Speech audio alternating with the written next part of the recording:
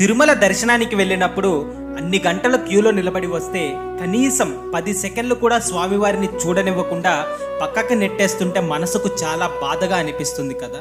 కానీ అదే గర్భగుడి దగ్గర స్వామివారి కళ్ళెదురుగా 6 గంటల పాటు నిలబడే అవకాశం వస్తే ఎలా ఉంటుందో ఒక్కసారి ఊహించండి. దీనినే శ్రీవారి సేవ అంటారు. ఈ సేవకు వెళ్లిన కొంతమంది వాలంటీర్ల అదృష్టం కొద్దీ స్వామివారి గర్భగుడికి అతి దగ్గరగా ఉండే 7వ గడప దగ్గర డ్యూటీ పడుతుంది. దర్శనానికి వెళ్లే భక్తులను కంట్రోల్ చేస్తూ ఆ 6 గంటల పాటు శ్రీనివాసుడి దివ్యమంగళ రూపాన్ని దగ్గరగా కల్లారా చూస్తూ సేవ చేసే భాగ్యం నిజంగా పూర్వజన్మ సుకృతం. 18 నుండి 60 ఏళ్ల వయసున్న ఎవరైనా సరే టీటీడీ అఫీషియల్ వెబ్సైట్ లో ఈ సేవకి అప్లై చేసుకోవచ్చు.